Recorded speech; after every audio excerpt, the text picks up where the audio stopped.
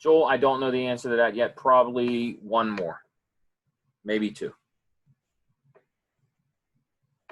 Unless you want more. Okay, so, you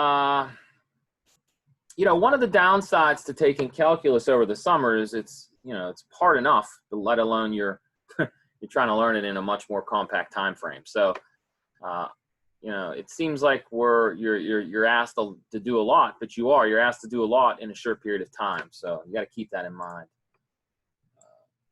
People have done it though. When I was in grad school, we used to teach Calc 2 in the summer over 6 weeks.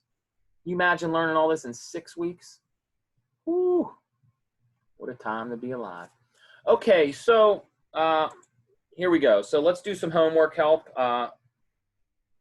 So someone asked, and that someone is Michelle, so let's pull it up. You said number 3 on homework 6, I'm assuming. Ah, yes, a very beautiful problem. So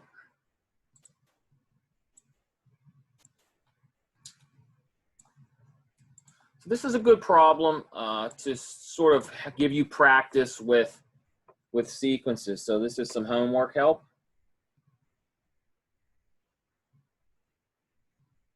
So homework 6, number 3.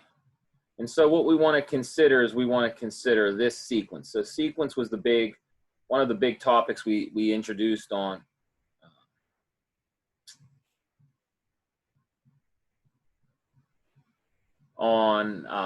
Tuesday. So what does this sequence look like? Well, when k is 1, you get 1/3. When k is 2, you get 1/9. When k is 3, you get 1/27. When k is 4, you get 1/81. And so this pattern continues forever and ever and ever. So let's just remind ourselves how I'm getting these numbers. This is the k sub 1 term. This is k when it's 2. This is k when it's 3. And this is k when it's 4. So the kth term is 1/3 to the power k. So that's the first 4 terms, and the assignment asked us to write the first 5, so maybe we'll plug that in. You just have to know what 3 to the power 5 is.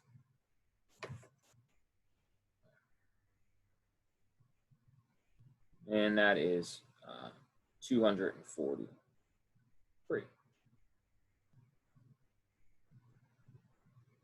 Provided we can do our arithmetic correct, which can we? I don't know.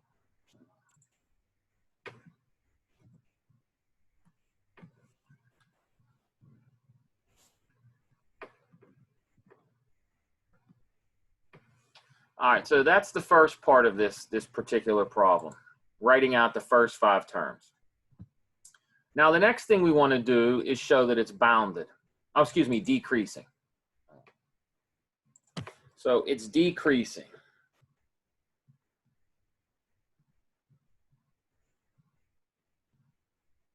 Why is it decreasing? Well, let's show why. We need to show that the terms get smaller at each step. So that means the 10th term must be larger than the 11th term. The 99th term must be larger than the 100th term. So the way you do that is you say, okay, you need to show that 1/3 to the k plus, excuse me, you need to show that this guy is greater than the next term. So if you, what this means in English is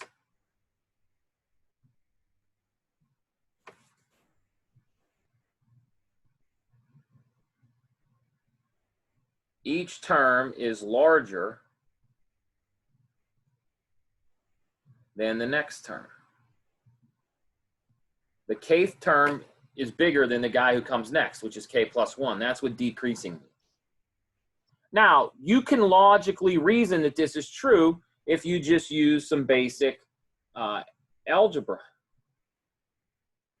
So if this is true, this is the same thing as 1/3. So we can write it like this if you want, because 1 to the power k is just 1. And then you can write this as 1 over 3 to the k times 1 over 3. And then you can divide both sides by 1 over 3 to the k, and this is the same thing as 1 over 1/3.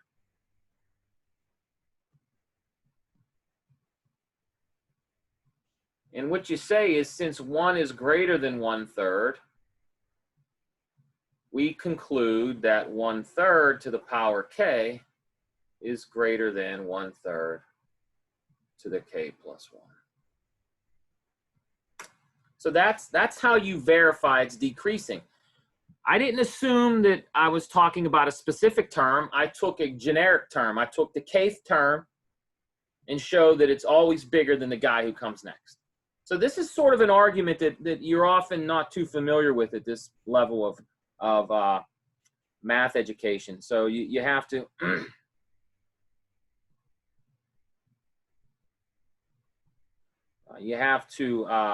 sort of study these examples. Does anybody have a question about that's decreasing? Okay, so now the next thing we're going to show is that it's bounded.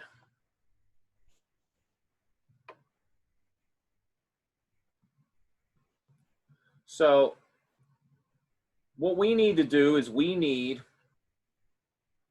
to show that 1 over 3 to the power k is less than some number m for some m, and then we have to show that it's also greater than some number, which I'll call n, because I don't want to use m twice. So there's lots of choices here. The two obvious ones that I would tell you to choose is, note, 0 is clearly less than 1/3 to the power k, because 1/3 is a positive number, and if you raise it to an integer, it's always going to be positive. So that's true. And then 1 over the power 3, this is clearly, always going to be less than 1. So hence it is bounded. No term in your sequence is ever bigger than 1. No term in your sequence is ever smaller than 0.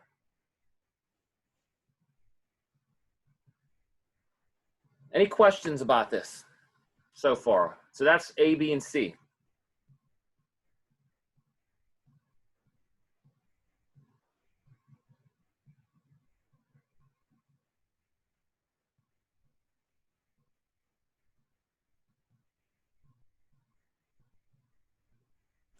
Okay, so the last thing we want you to do is show that it has a limit. We know that it converges because it's bounded and it's decreasing.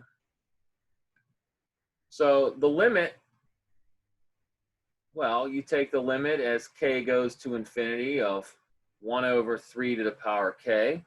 What is this equal to?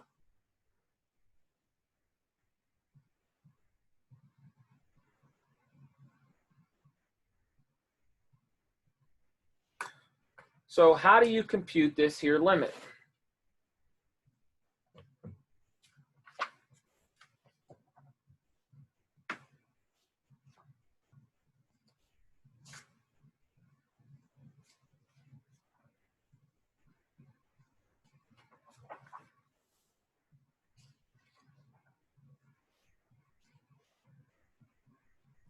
I mean, our intuition tells us that this limit is 0, but why?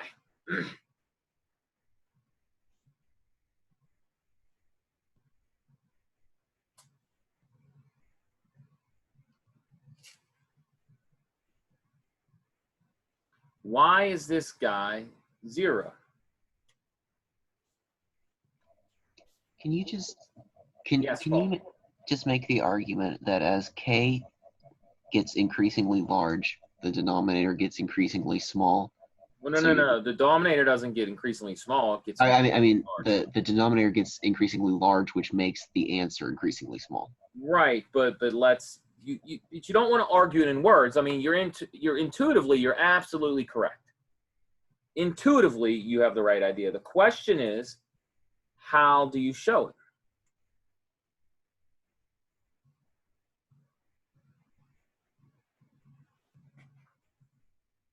You can't make the written argument that as k approaches infinity, the denominator would approach infinity, and then from limit rules, you 1 over. Well, that's kind of what we want. We want to use our limit laws, so that's a good way of thinking about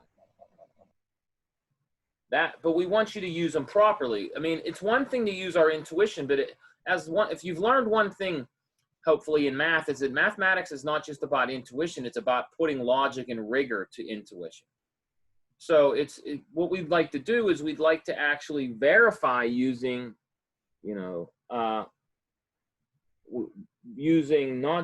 taking our intuition into account. And even if we did experiments by computing 1 over 3 to large powers, knowing that it's going to be small.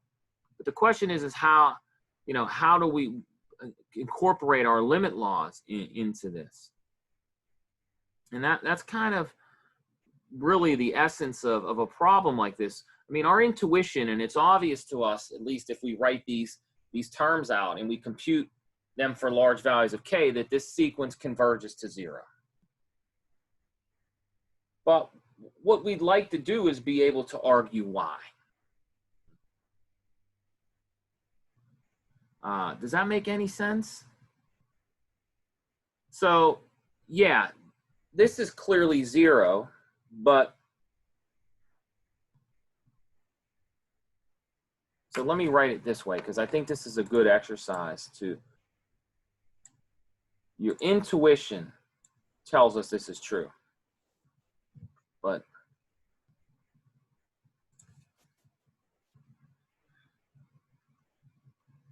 so intuitively,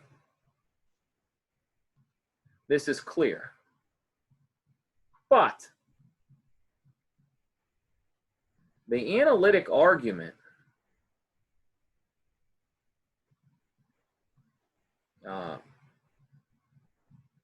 requires details. So you might say, well, do I need the details? You just wrote determine the limit. Well, that's fine. It's up to you. I mean, if you want to say this intuitively converges to 0 because you just feel like it does, that's fine. But if you want to see the actual argument why, then that's a little bit more. So the logical argument, if you want to use rigor in logic, then you have to do a little more work. So let me show you how that works just in case. So let's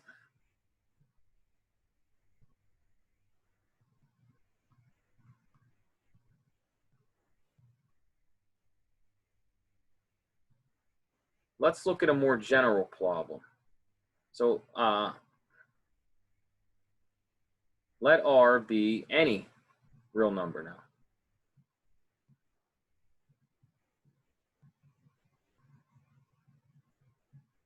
That's positive. So what do I mean by that? R is just greater than 0.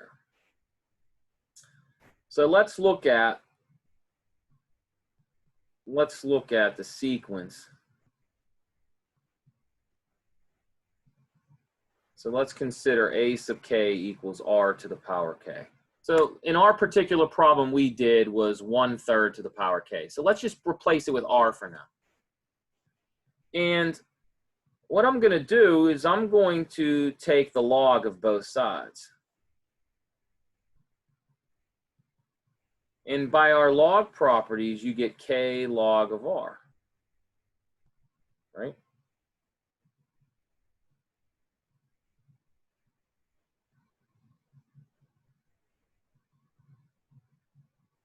So here's the thing that makes this limit challenging, Paul, is intuitively you know that 3 to the power k is going to get really big, and hence 1 over a really big number, 0.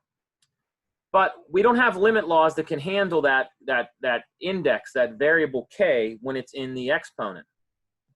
So one of the workarounds for that is we taught you guys in Calc 1 is you take the logarithms And the properties of logs allow you to bring the exponent out front. That's just a logarithm property.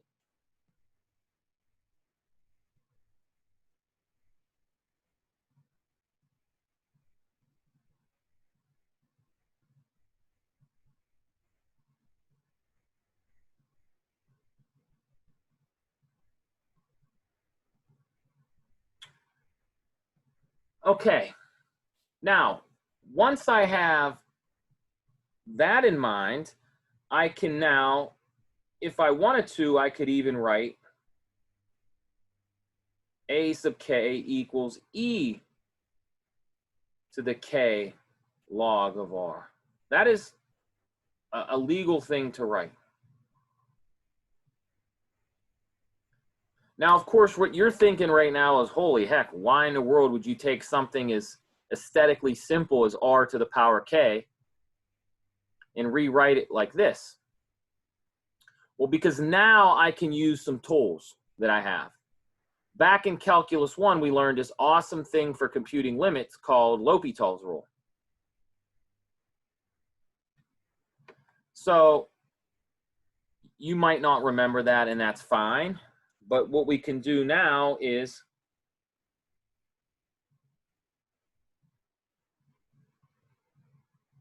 the limit I'm after, which is the limit of a sub k, that is the limit as k goes to infinity of e to the k log of r. And because the exponential function is continuous, you are able to take that limit upstairs.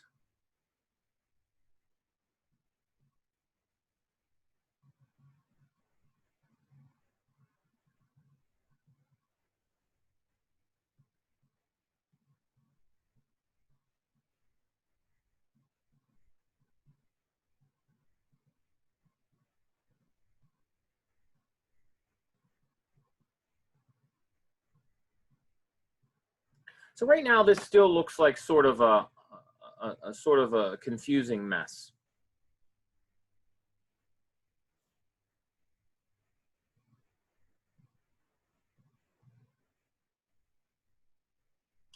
But now what we want to do is look at two cases.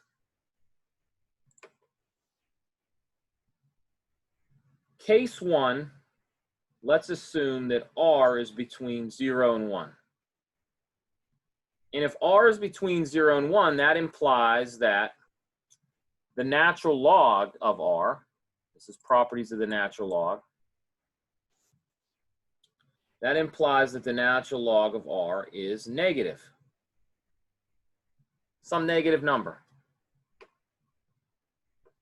And then that implies that the limit as k goes to infinity of e to the k log r equals 0.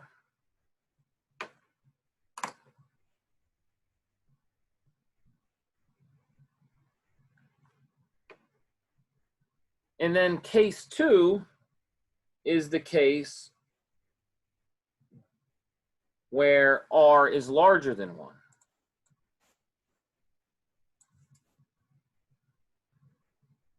When r is larger than 1, that implies that the natural log of r is greater than 0.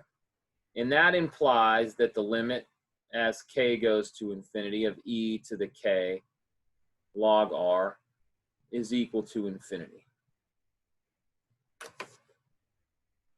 So this is a pretty intense argument, but the conclusion is as follows.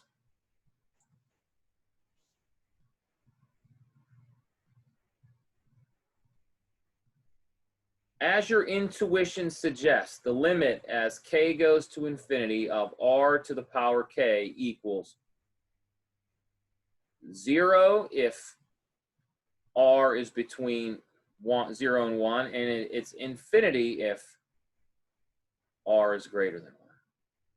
So in particular, since 1/3 is between 0 and 1, the limit's 0. Don't you just love when a homework problem turns into a learning experience? I just do. coincidentally, number 2 is a much easier problem. It's the same problem as 3, but the limit is very easy to compute. It's just 2/3.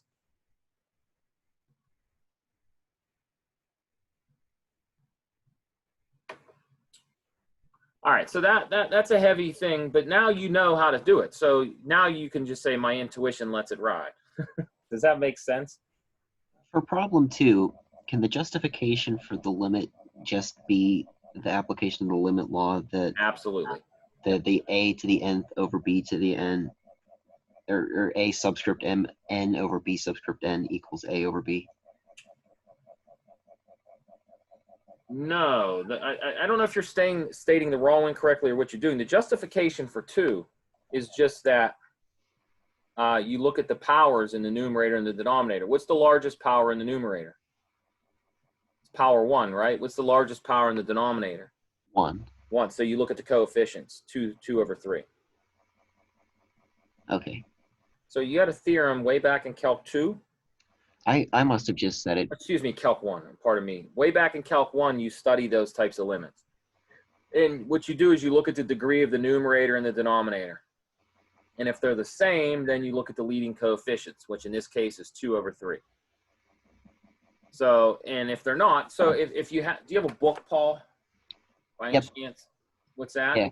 Yes, I just said it weird. That's what I was going for. yeah, that's what I thought. But you know, so if you want, if you go to your book and it's probably like section 2.4 or 2.5 where they state that result.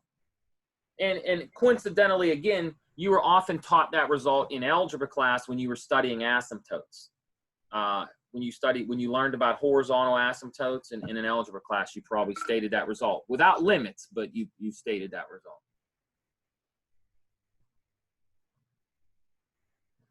Does that make sense? Yep. Okay, so that's one justification for this. Now, you might say, were you supposed to do that? Not necessarily, but now you know that that's how you justify 3D.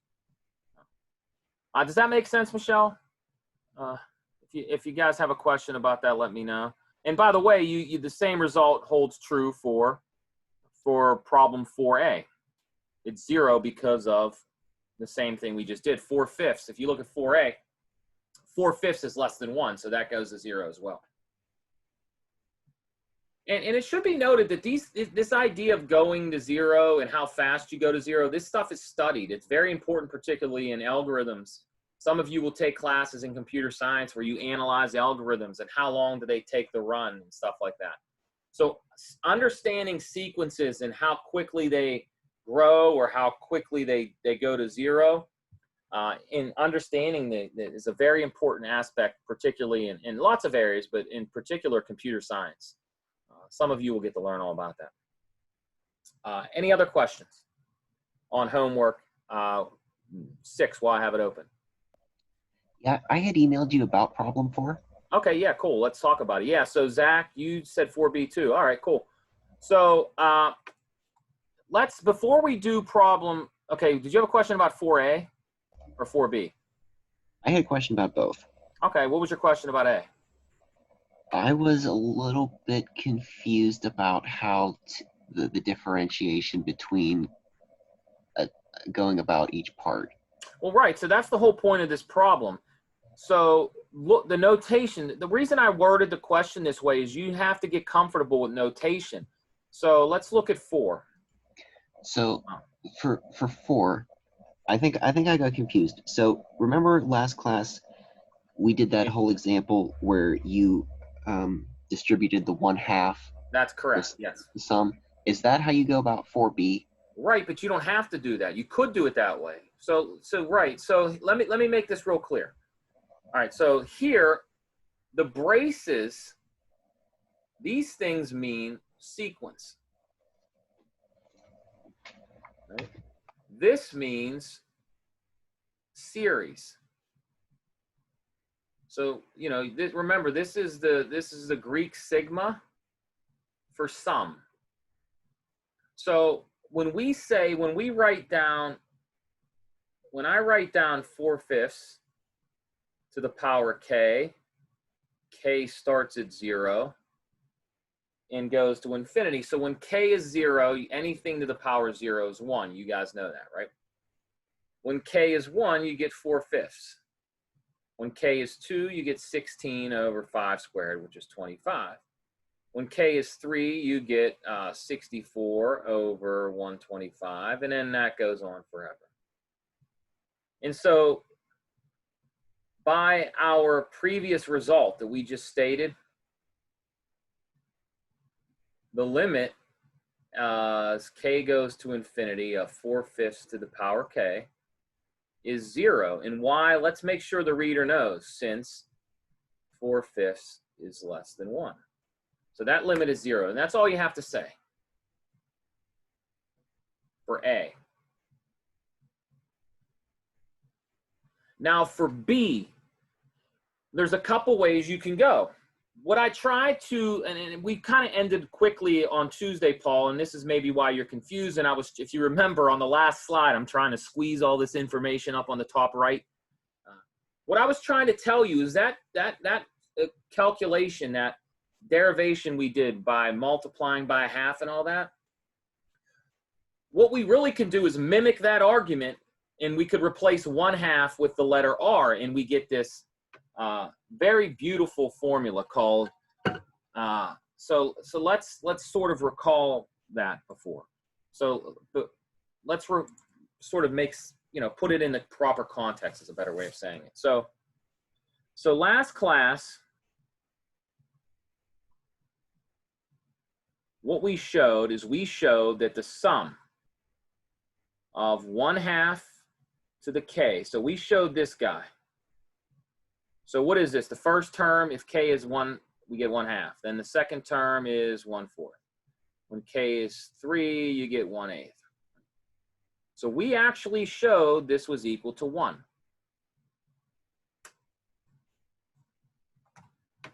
Now here's what we can do.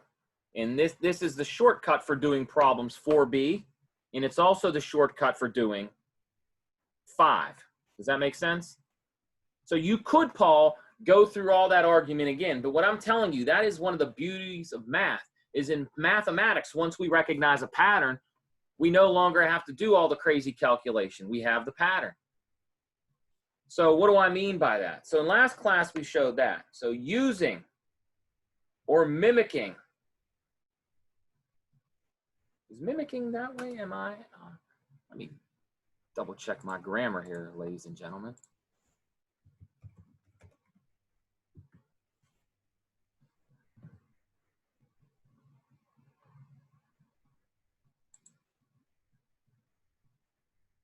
I don't think mimicking is a word. No, I don't know. I'm confused. So we will just say, let's rephrase it so we don't make any illegal grammar. So if you mimic that sort of argument,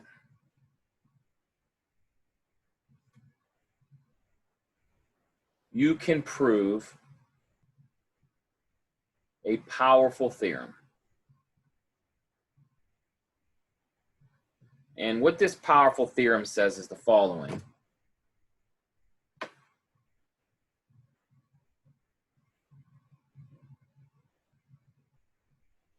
Let R be any real number. Again, this time, I don't care if it's negative.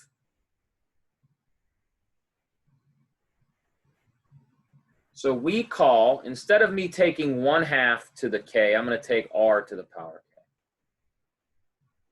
And we'll say 1 to infinity. So what does this look like? Well, when k is 1, you get R. When k is 2, you get R squared. When k is 3, you get R cubed. So we call this guy a geometric series.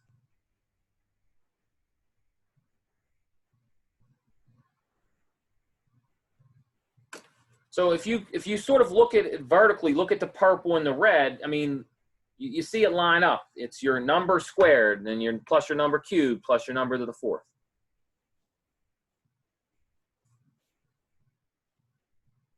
Now, What's really cool is if we took that argument we did last class with the 1/2s, and everywhere we had a 1/2, we replaced it with an R. And we did the same logical reasoning. What we do is we come at this amazing theorem for geometric series.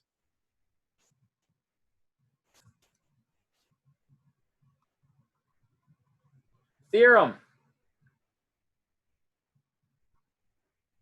This creature right here is equal to one of two things. It's equal to R divided by 1 minus R, and that is when R is between -1 and 1, and it's equal to infinity, or it diverges otherwise.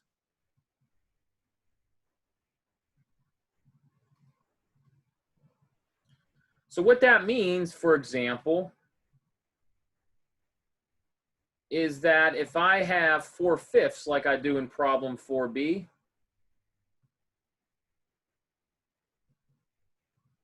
this is equal to 4/5 divided by 1 minus 4/5, which is 4/5 divided by 1/5, which equals 4.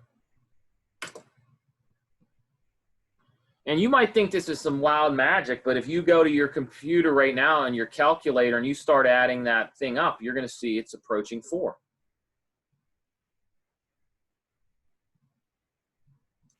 Now, there is a subtlety here. The problem 4b is slightly different than the one I gave you.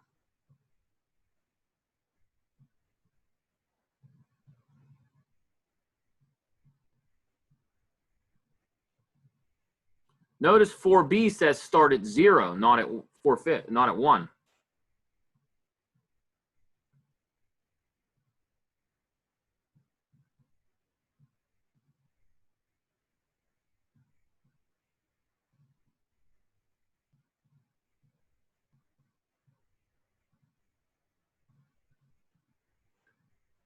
So if, by the way, does anybody have a question about this calculation? Paul, I think you would agree that this is much quicker than going through all that crap, like multiplying by 4/5 and all that. Now, you can do that to help learn, but you don't need to do it. This is much quicker. Yeah, yes, that's... I think I also made a mistake doing it the long way too, because I came up with something different. Well, it depends, because you should, if you start your sum at 0 instead of 1. So compare with this, though. Let's write it out.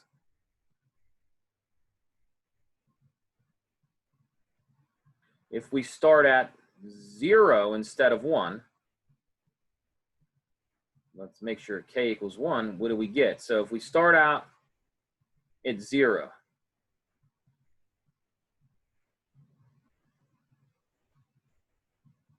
so what is this? The first term would be 1, and then it'd be over 4/5 plus 16/25 plus 64 over 125. So if you start there, then you get this extra 1 floating. And if we ignore the 1, we know what this guy is. What is this guy? We just calculated this. This is 4.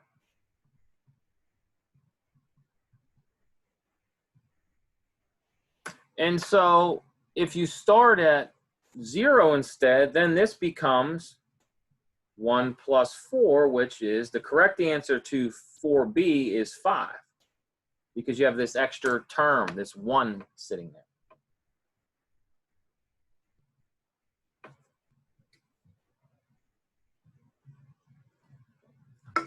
Thus, we know more is true, and we can generalize this as well.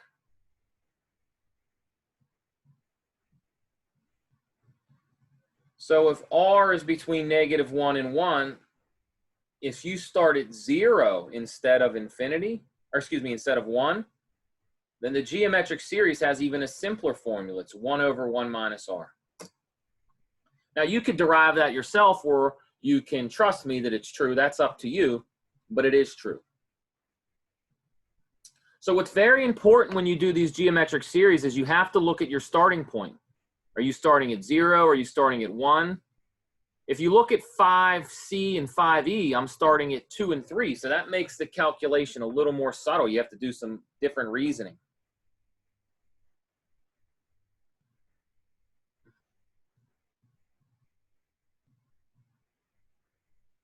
Any questions about 4? Or 5 for that matter?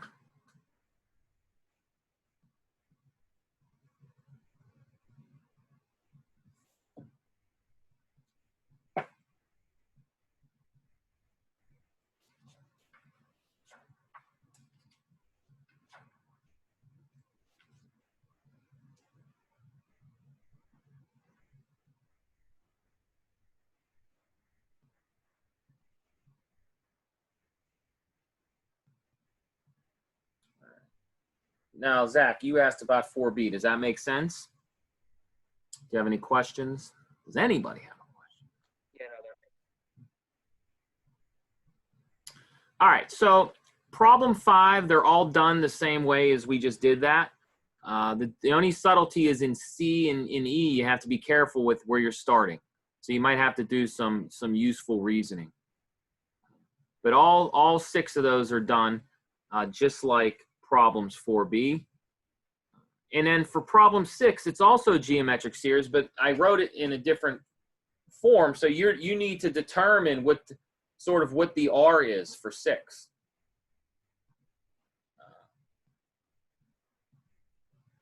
So what I would encourage you to do is, you might,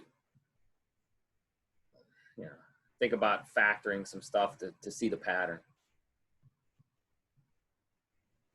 Okay, any other questions about this before we move on? Yes, so for the series of problems in 5, Yes.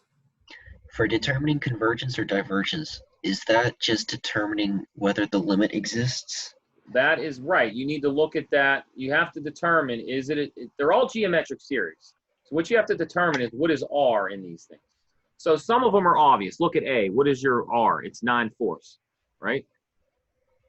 In D, it's obvious. It's E over pi. In E, it's obvious. It's at 0.9876. In C, it's obvious. It's negative 2/3. So you just have to decide in A, D, E, and C, is R between -1 and 1? If so, you have a limit. But if it's bigger than 1, then you don't have a limit. It diverges. So for example, 1A diverges. Why does it diverge? It diverges because 9/4 is bigger than 1. And that would be a sufficient justification? That's correct, yeah. So, if we do a couple more examples to just help us go along.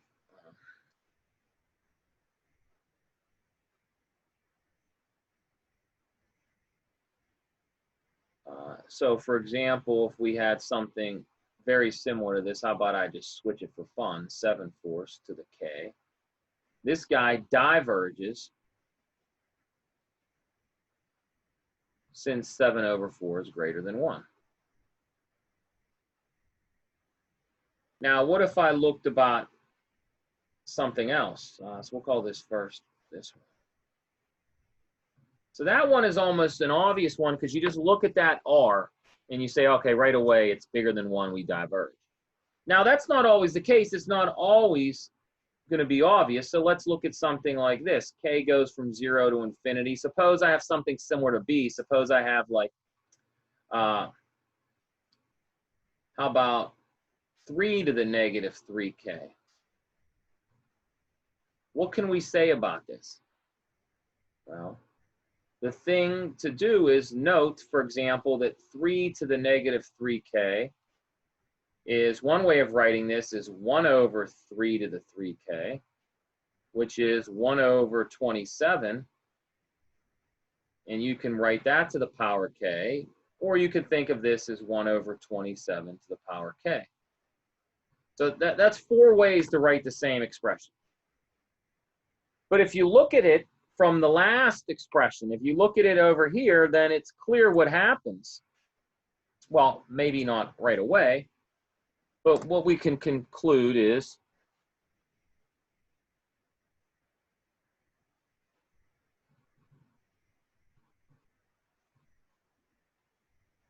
the following. We can conclude that this guy equals 1 over 1 minus 27, or 1 over 27, which of course equals what? 26 over 1 over 26, so 27, 26. You do the arithmetic. So that's how you would, that's sort of the proper way to answer 5B. Does that make sense? Yes. Does anybody have a question about that? When you're using the principle that if R is greater than 1, then it diverges, does it matter what K is equal to? No, because K changes. Remember, K starts at 0, or it could start at 1, or it could start at 2. It doesn't matter. Okay. And really, if you ponder it even more, and when you take higher level classes, you study these things even in more in depth. But if you think about it, when you're talking about it adding up, and this might be more clear in about 5 minutes when we go to our next subject, the only thing that really matters is what's happening when K is large. Right? If I start K at 10, or if I start K at 2, whether or not it converges doesn't matter where I started at. It matters what's happening to the terms when I'm far out. And as you're starting to see, if R is bigger than 1, then when you go far out, those terms are getting bigger, not smaller. And if you think about what's happening, you really want, you're thinking about these things as a limit of a sequence. And so the only way for these theories to converge is if the terms far out are essentially 0. Think about that. That's the only way for these things to converge. If your terms far out, like when K is 10, or when K is 100 or 500, if those numbers are getting bigger, then there's no way it's going to converge. So even think of that from an intuitive standpoint. I mean, would you expect something like 1 plus 2 squared plus 3 squared plus 4 squared to converge? No. Because those numbers are getting bigger. How can it ever sort of bunch up? How can it ever add up in some reasonable manner? You understand what I mean by that? Maybe, hopefully.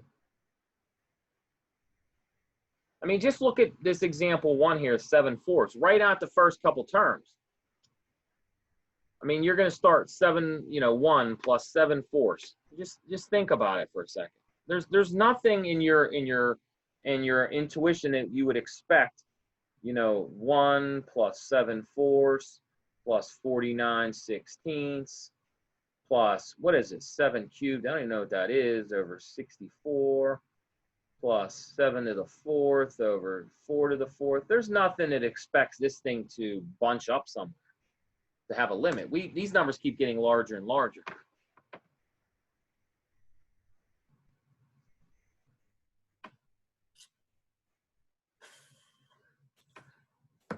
Okay, so hopefully that's clear. I don't expect that it will be necessarily.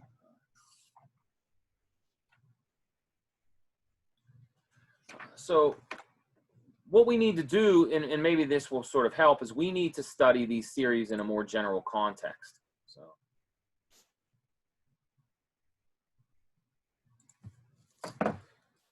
So here's some good news. So geometric series, those are the ones we've just been talking about. These guys are easy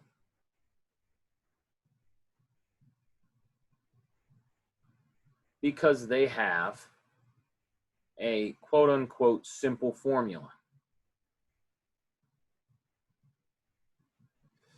And of course, with all good news, somewhere out there there's bad news. We'll write it in red.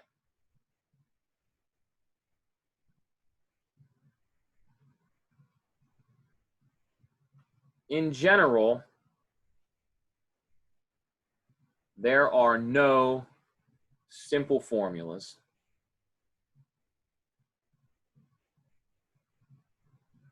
for series. So what I'm saying is, with these geometric series, there's a simple formula to tell you that if it converges, not only does it converge, but we can tell you what its sum is, its limit. But what the bad news is, in general, is not only is there nothing that easily tells us if it converges or diverges, but there's no formula even if it does converge. So this means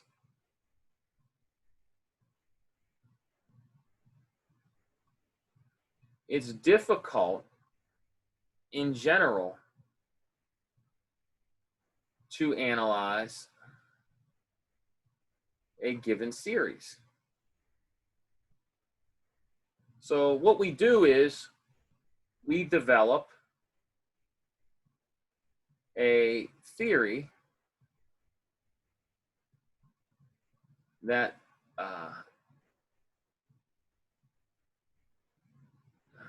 is intended to help.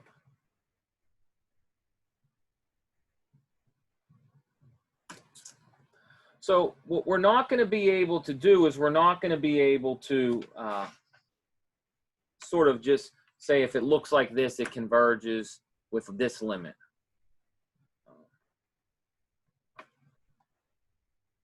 So we changed the question a little bit.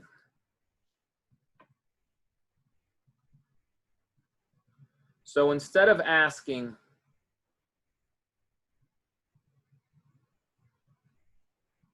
for the limit, or sum of you, if you will, of a generic series. So what's a generic series look like? It looks like this. So instead of saying what is it equal to, we simply ask, does it converge or diverge?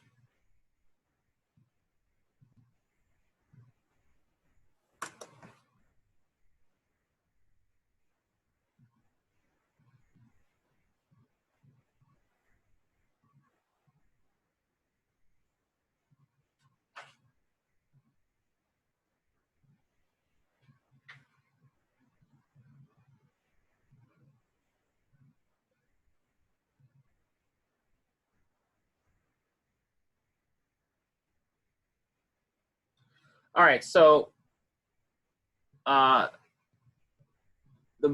we typically do as scientists is that we say, okay, so since we can't necessarily just look for an exact value of the sum, let's do the next best thing. Let's just ask ourselves, does it converge or diverge? And the reason that's the next best thing to do is because we have some ideas. We know that these series are the limits of a partial sum. So they're the limit of a sequence. Well, that's a lot of heavy words for little amateurs in Calc 2. But this series is the limit of partial sums. Don't forget how it's defined. And so this means that we should look towards our understanding of sequences to get information about this.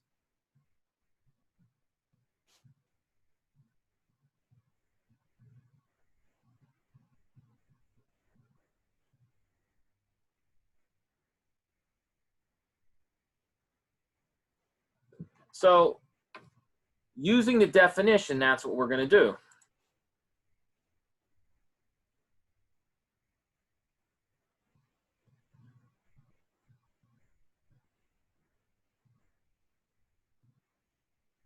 So we do this by developing convergence tests. So let's do them. Let's just start rattling them off. And then you have to go home and practice them and learn when they apply and how they apply. So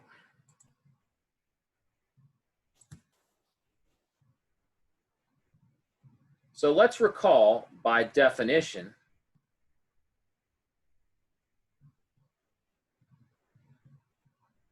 that this creature, the sum k goes from 1 to infinity of a sub k is equal to this limit of partial sums. It's the limit as n goes to infinity of a sub 1 plus a sub 2 plus a sub 3. Getting a little ahead of myself here.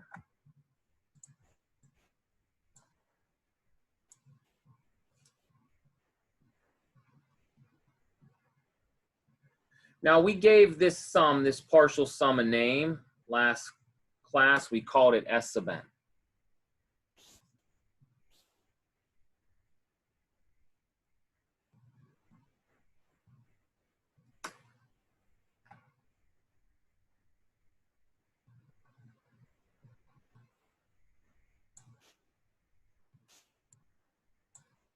So let's assume, let's ask ourselves, if a series converges, what kind of properties must it have? So let's just assume this thing does converge, and let's reason, or at least attempt to reason, what properties these A's must have. What properties do we have to have?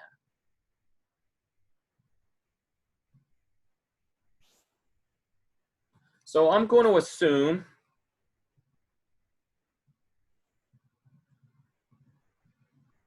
this thing converges.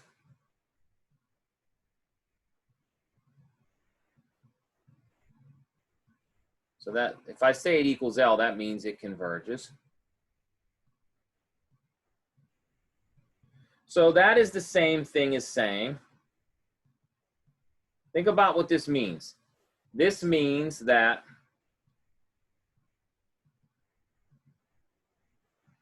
the limit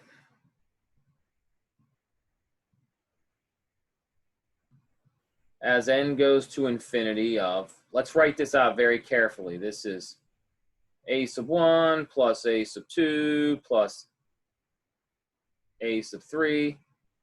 Now I'm going to pick off the guy who comes before n is, let's call this n minus 1 and then plus n.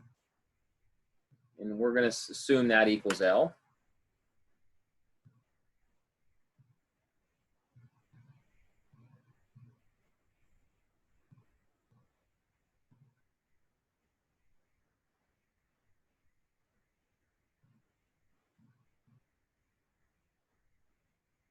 Now,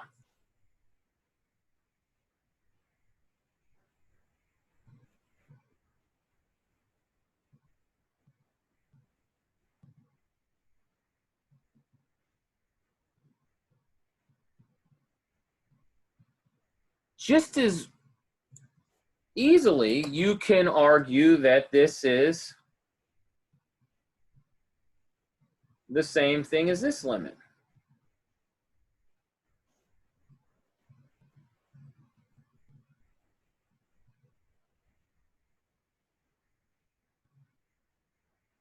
Because if n is going to infinity, guess where n minus 1 is going?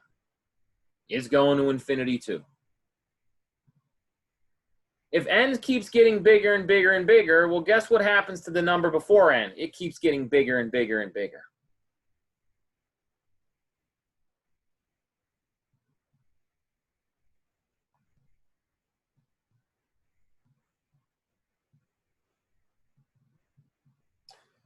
So remember what these guys are. This guy right here, this guy is called S sub n. And this guy is called S sub n minus 1. But notice S sub n minus 1, and this is a very important thing to observe. Note,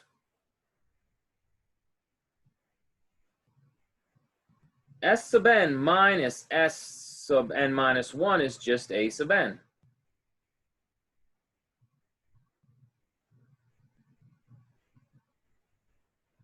Again, if you take these guys right here, which is S sub n minus 1, and subtract them away from S sub n, the only thing that remains is this last guy.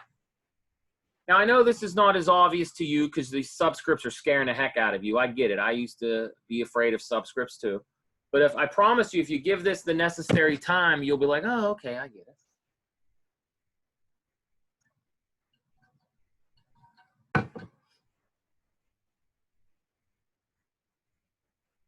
Okay, so if this is the case, then all we have to do is take the limit.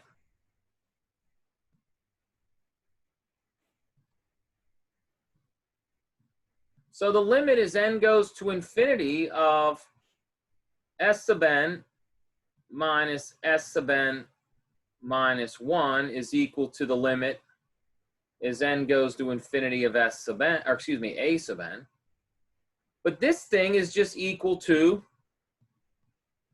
L minus L, and then on the right-hand side, we have this. So what we've done is we've logically deduced a very intuitive piece of information.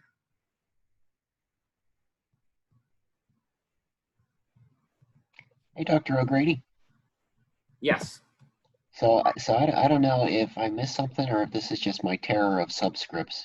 Ah, probably both, but no. What's But up? in the blue text, limit as n approaches infinity. That is, yeah, that's me. I know what you're gonna. You talking about this piece right here? Yeah, I was wondering what. Because I don't know. My head is not operating properly. Does that make sense?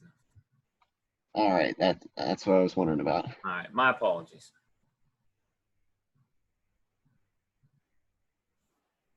So this is not an easy argument for us to learn. We're amateurs, you know. You guys are not experts. You haven't been exposed to this kind of stuff very often, so it's really difficult for you to learn this.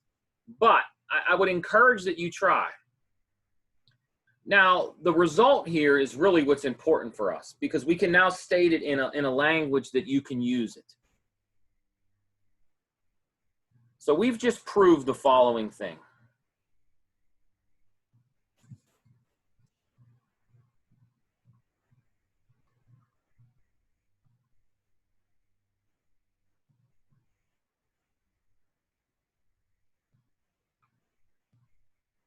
So we proved a divergence test. It says the same thing. Or it says the following, excuse me. If you have a convergent series, so if this converges, then the terms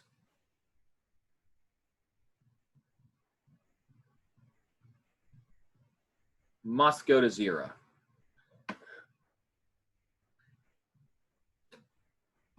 Now, a logically equivalent statement is the following, which I'm going to state as well.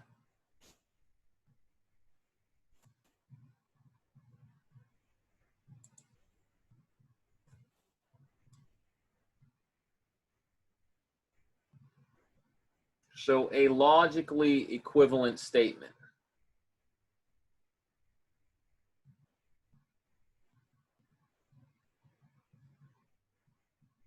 If the limit of the terms does not equal 0, then the series diverges. So this is why we call it the divergence test, because it tells us automatically if something's going to diverge.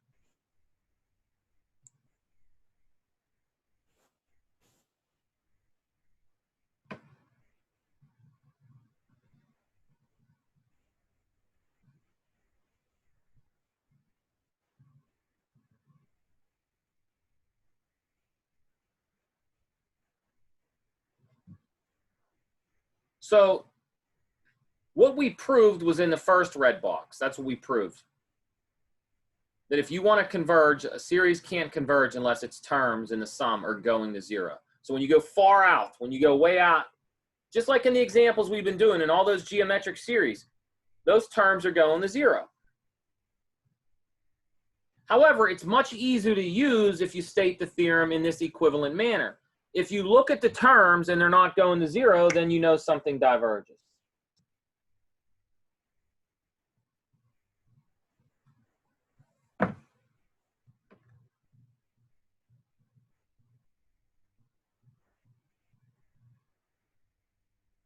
So we have to make this ultimately clear.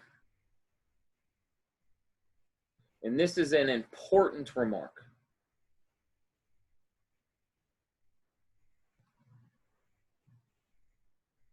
this theorem is inconclusive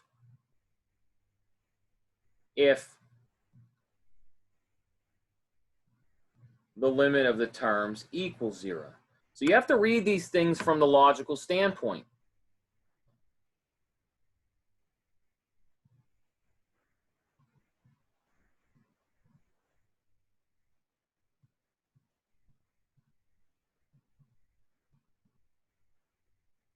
This is a very easy test to misuse because we don't read it carefully. So let's look at an example real quickly so that we get this sort of in our head. Real quick, does Yes. the remark pertain to the second part of that the That's determinant? it can pertain to either part, because if you look at the top, Yeah. notice, read the logic. It says if something happens, then this must happen, right? But what we're saying in the second part is if the opposite of that happens, then the opposite of the original hypothesis must happen. So there's a name for this. It's called the contrapositive. I don't know if any of you have ever studied any logic, but you can verify using logical rules that those two red boxes are the same. So the way you want to use this test, Paul, and maybe this will help better answer your question. The way you use this test is you have a series and you look at its terms and you're going to do the following. So here, bear with me on this and see if this example helps answer your question. And if it doesn't, we'll go back.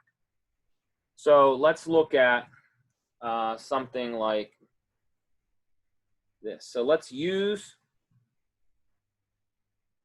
the divergence test on the following. So we'll start with this one. So let's say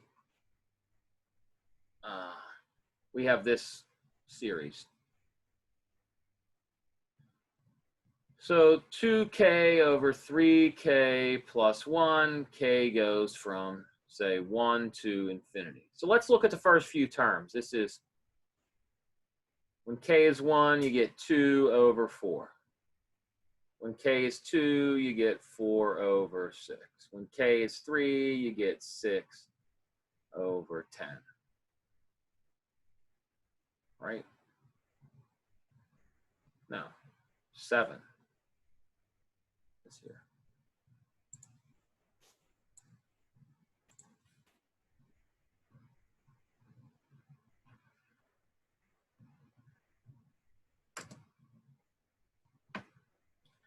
So the question is, does this converge or diverge? Well, how do you use the divergence test? To use the divergence test, you use this second piece. This is the piece you want to use. So let me put a star here. This is the piece that's most useful to use in the divergence test.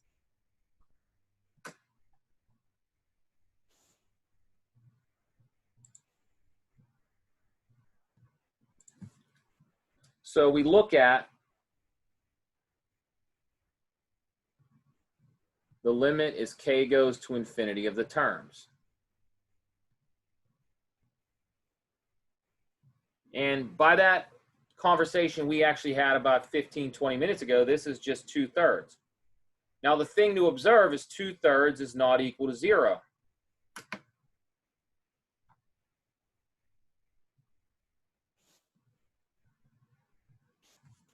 So we conclude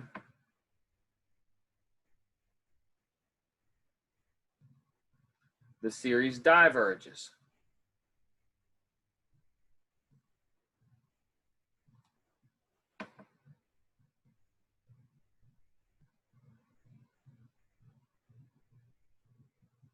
Does that make sense?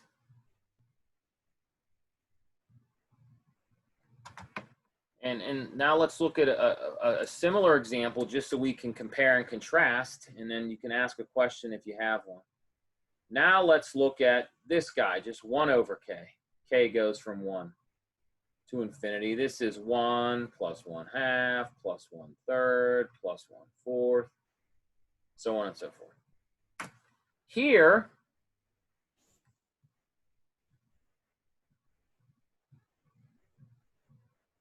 the limit of the terms does equal 0. And so the divergence test is inconclusive. We don't know whether it's going to converge or not. We need another test. So this is a very sort of difficult concept for us to learn as beginners. So you're going to have to sort of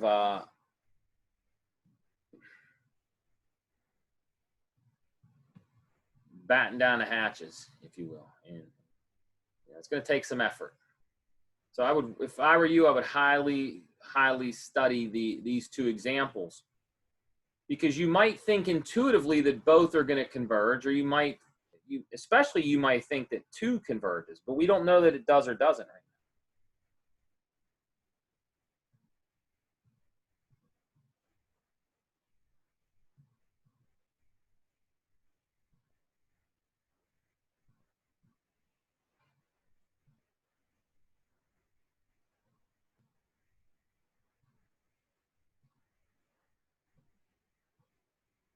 Does anybody have a question about this?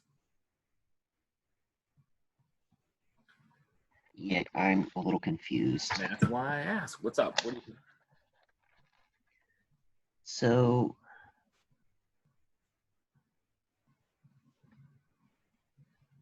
okay, so for the geometric series, we had that if R was between -1 and 1, the limit existed and converges. Correct. But now, so is this why the theorem is inconclusive? Well, that's right, because you can have a geometric, even though, look at your geometric series. So that's a good question. So let's look at that.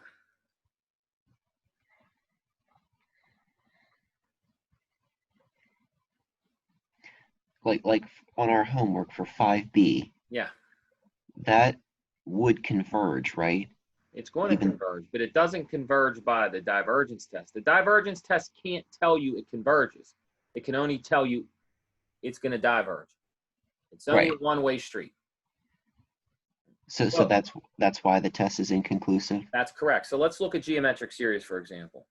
Because you can have a limit that is not equal to 0 between -1 and 1, and it converges. Correct? Well, be careful. You're not saying that correctly as you should. You have to be very careful. So think about what you said for a second, but watch what I do, and we're going to get back to what you said.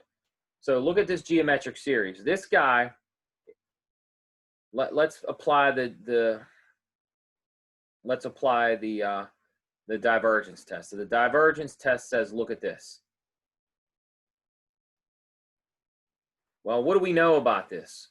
We know that this can equal one of two things. It equals 0 if what? Well, it equals 0 if R is between 0 and 1, and it equals infinity or diverges if R is greater than 1. We know that, right? Hence, the divergence test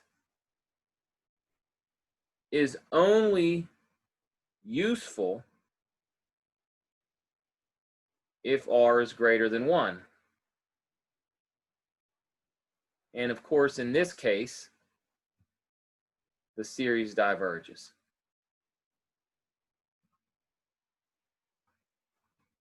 So to say that in another way, the divergence test is inconclusive for 0. Well, I guess we could say this a little. Let me be more clear. This is definitely negative. Let's kill all the birds with one stone. You could write this -1 to 1, and then of course absolute value. So it's inconclusive for R between -1 and 1. But luckily we don't care, because we already know by the geometric series theorem that it converges when R is between -1. So you're gonna it takes some heavy concentration to make sense of this, Paul. So questions are good. A lot of contemplation is good. So I don't know if this helps or if it just adds to the confusion. I feel bad. Although I don't feel too bad, guys, because I once sat in a classroom many years ago, and I was just as dumbfounded as you guys are. And look at me now. So there's hope for all of us.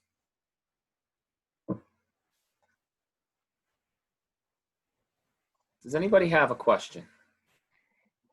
Yeah, that helps. I had a second question, though. Yeah, that's all right. Go ahead.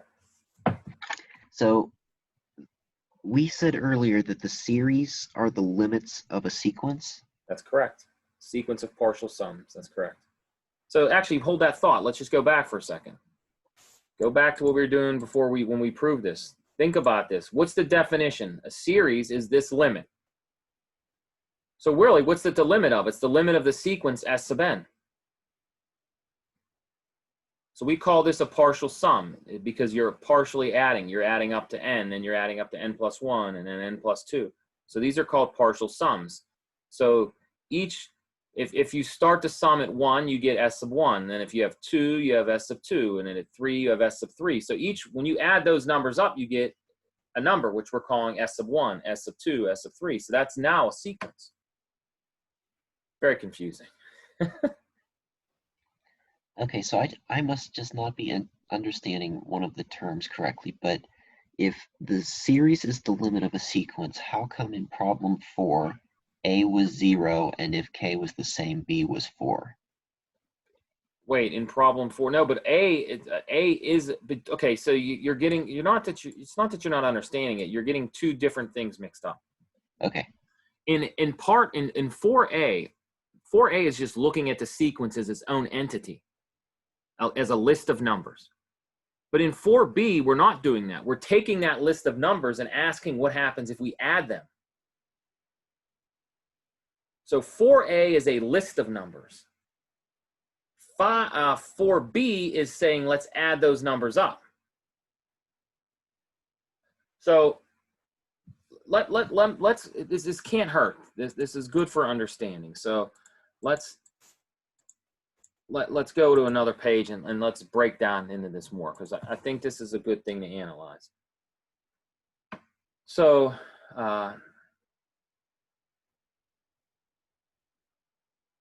this thing right here, well, I wrote that wrong.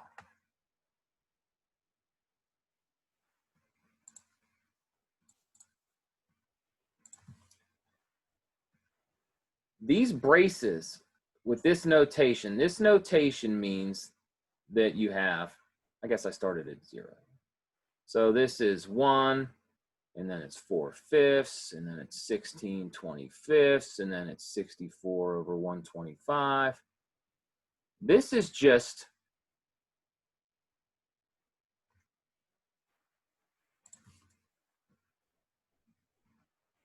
so a sequence is a list of numbers. That's it.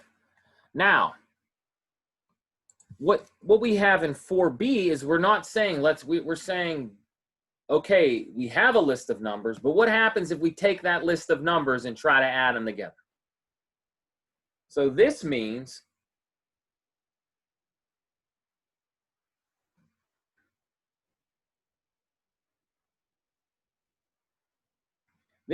add them. So this means take 4/5 to the power 0, which is 1. So we'll just write it as 1. So you have this as 1 plus 4/5. So now you don't see commas between these things. You see plus signs between them, right? As I say that, I write it down.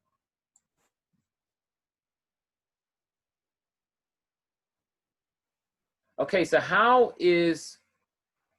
so what I believe is confusing you, Paul, is you're saying, well, in the sequence, it's a sequence, but then you're saying this sum is this limit of a sequence. And it is, but it's a limit of a different sequence.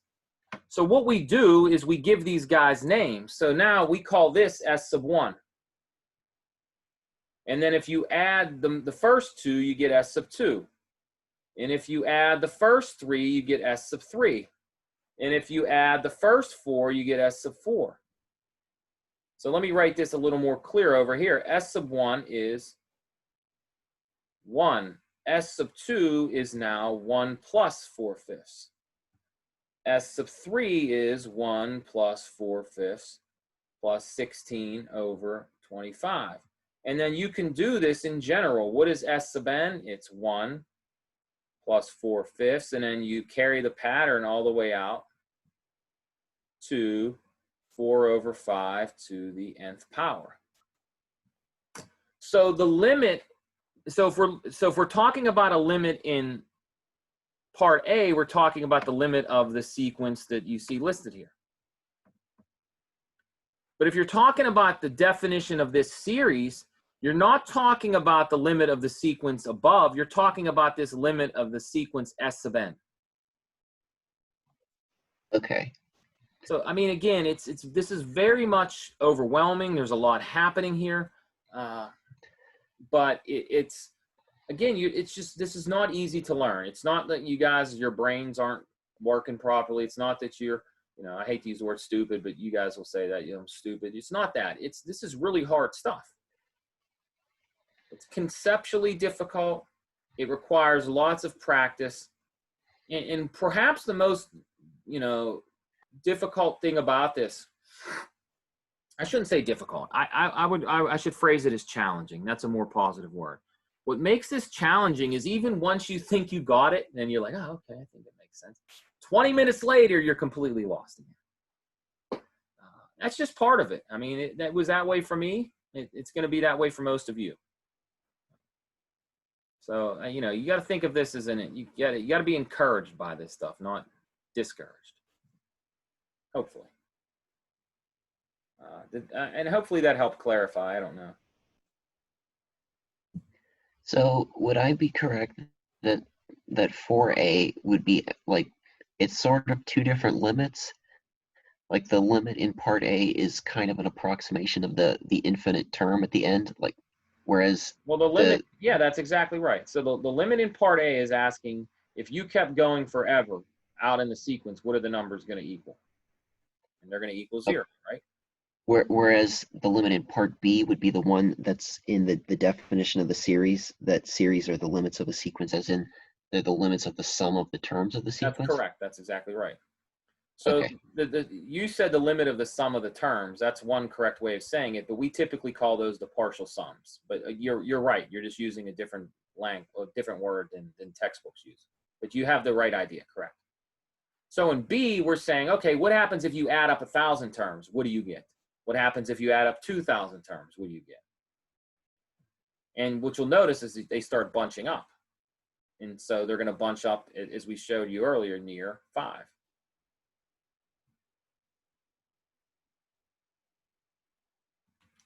And it might even be useful for you to, play around on a calculator with that stuff and start to get a feel for what's happening instead of just thinking about these abstract symbols. And don't forget too, there's a lot of these symbols are very overwhelming, and you're just not familiar with them. So there's a phrase we use in we call it mathematical maturity. And it's just some of this stuff is just it's the difficulty of learning it is compounded by you just don't have as much exposure. And that just comes with time and classes and stuff like that. Okay, so hopefully that helps a little bit. All right, and so now what we have to do though is we have to move on because we're running out of time, and we have to state one more important thing before we leave. That is only going to add to your worries of things you need to know. Oh, they always say, when I was in college, the joke always was the 2 hardest courses you'll ever take are organic chemistry and Calc 2. So, I don't know. You guys can judge that. Okay, so what I want to do now is I want to go back to this 1 over k thing. We want to study this guy because since the test was inconclusive, we wonder if we can make any sense of it. All right, so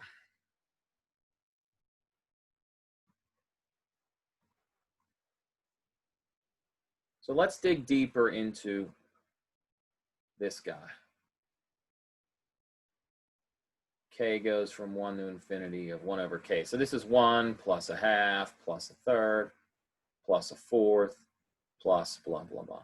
And so our intuition has us thinking this thing might converge because the terms are going small. And then the divergence test is inconclusive. So recall, the divergence test doesn't help us here.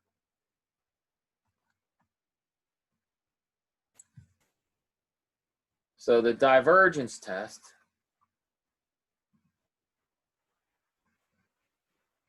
was inconclusive. So what we're going to do is try something else. I can't, how many times am I going to write the same thing down? It's like,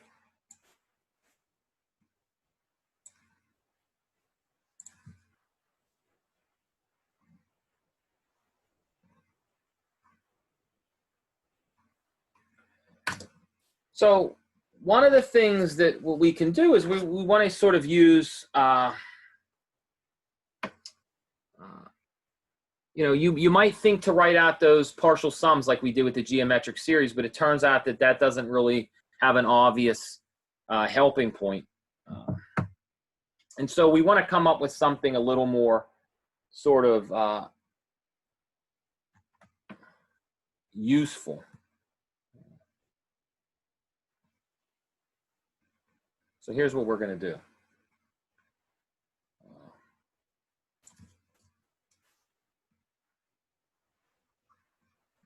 So we're going to use some geometric intuition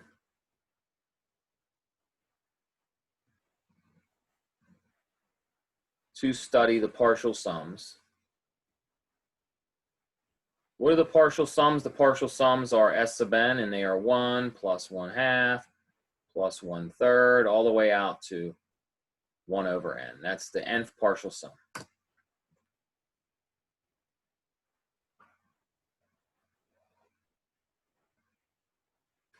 So what do I mean by some geometric intuition? Well, sometimes we forget that if we draw pictures, there's often lots of good things hiding out in pictures. So what I'm going to do is I'm going to draw a picture. And I'm going to draw a particular function, and you might say, well, why did you draw that? And then I'm going to say, well, because it looks like what I'm trying to add up. So the 1 over k says to me, well, maybe we can get some information if we draw this curve. What curve is that I'm going to draw? I'm going to draw y equals 1 over x.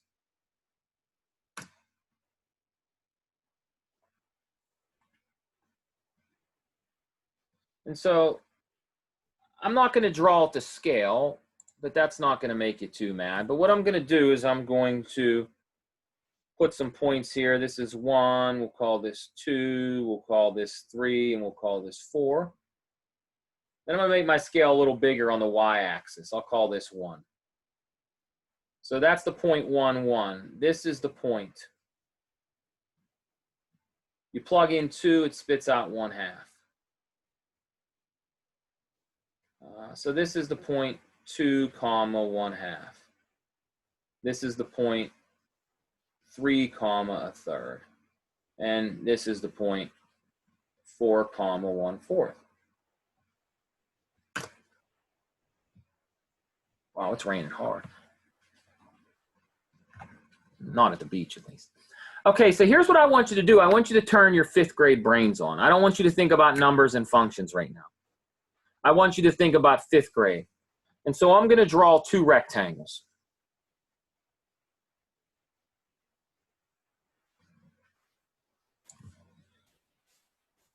I'm going to draw a rectangle like this.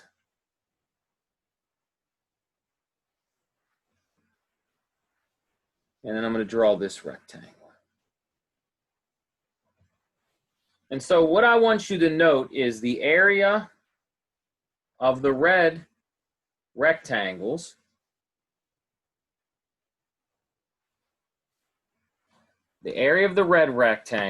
is going to be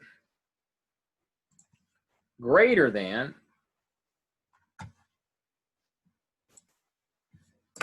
this blue shaded region, which I will shade in like this.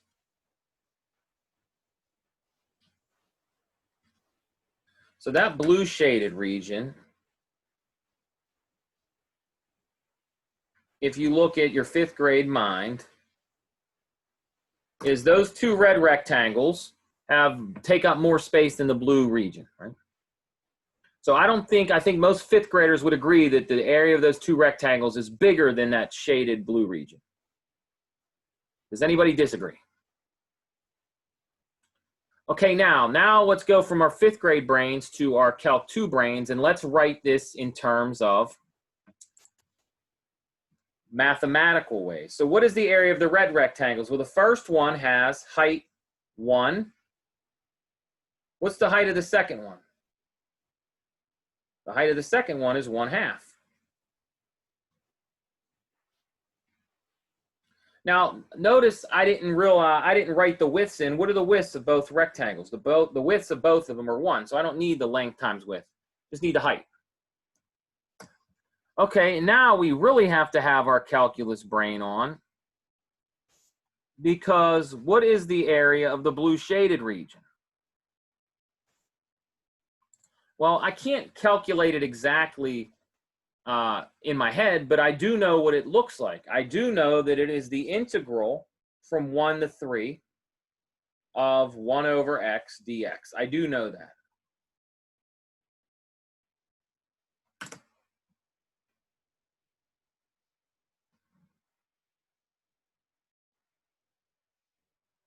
So this is super, super useful. So we need to take this creature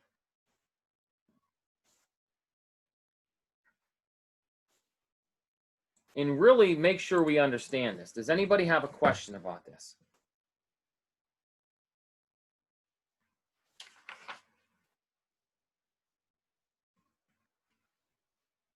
Does anybody disagree with my rationale, my reasoning?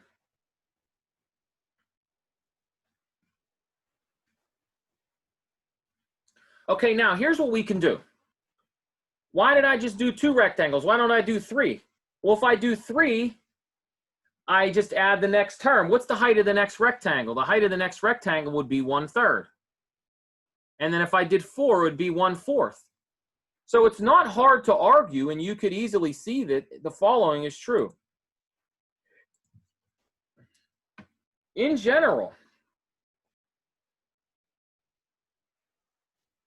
1 plus 1/2 plus 1/3 plus 1/4 plus ... all the way up to 1 over n is always going to be bigger than the integral from 1 raised to the power n, 1 to the n plus 1 of 1 over x dx.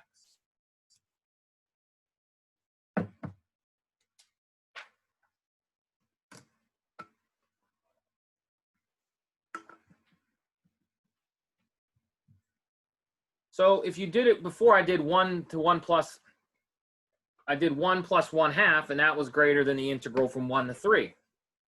So if I do 1 plus 1/2 plus 1/3, that would be greater than the integral of 1 to the power, or 1 to 4. I keep saying power, that's incorrect.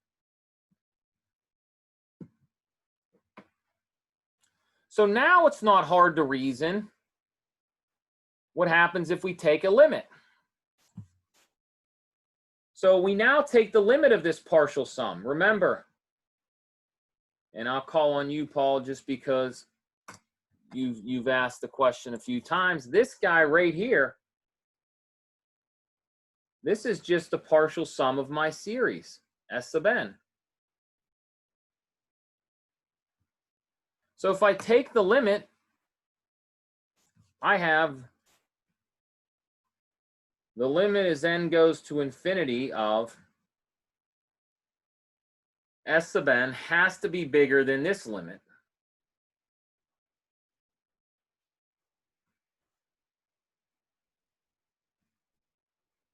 But we can compute this thing on the right. We know what this is. This is the limit. This is the natural log of n plus 1. And this goes, I mean, if you want, you can even put the natural log of 1 in there.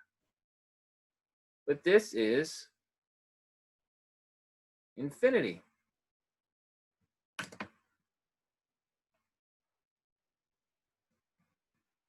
So what we just reasoned is that if the series adds up, if the series has a limit, it has to be bigger than the limit of this integral. And the limit of this integral is infinite. So the only logical conclusion is that we conclude this series diverges. There's no other logical conclusion. It's bigger than something that goes to infinity.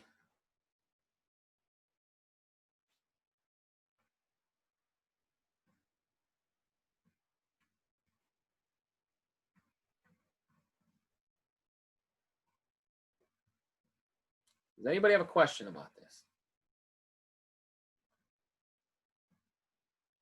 So this is actually a very important series. It has its own name. It actually turns up in lots of interesting applications. And so let's state this as a theorem.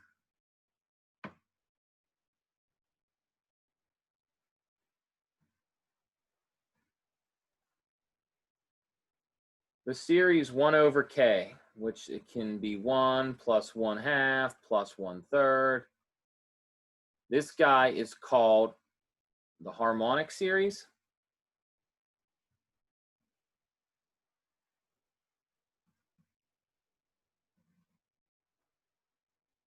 And what's fascinating is it diverges even though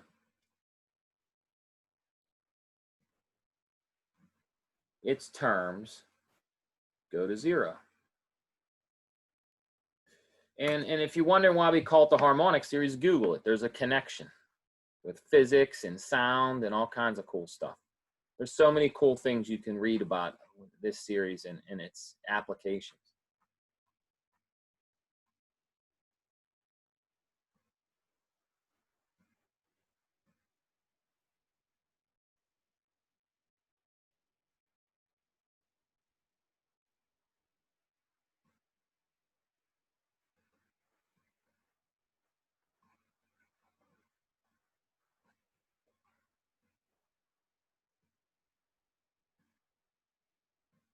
Any comments or questions?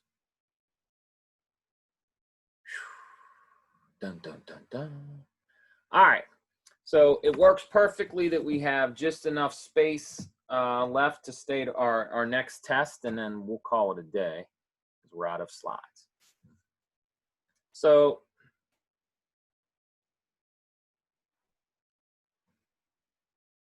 the argument used to show divergence of the harmonic series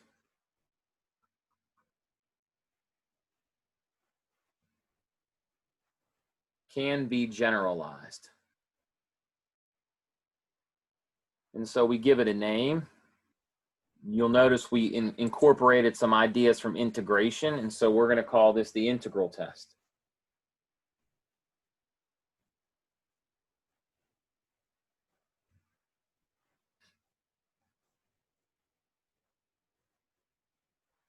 So what we did is we compared a series to a function, and this is of use in many circumstances, so we're going to give it a name.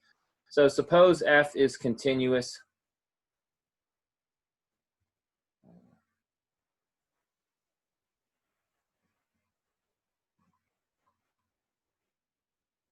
positive and decreasing.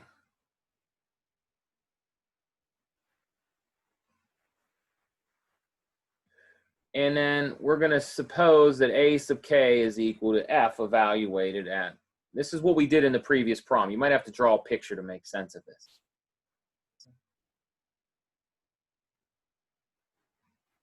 Then the series a sub k and the integral from 1 to infinity of f of x dx either converge I guess I should be more, either both converge or both diverge. So if the integral diverges, the series diverges, and vice versa.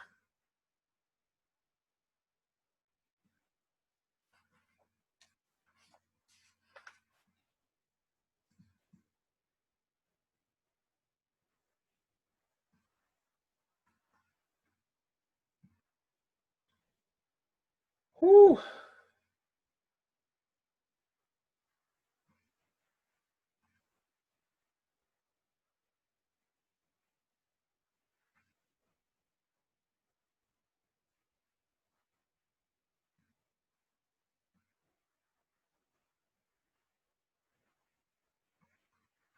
Does anybody have a comment or a question?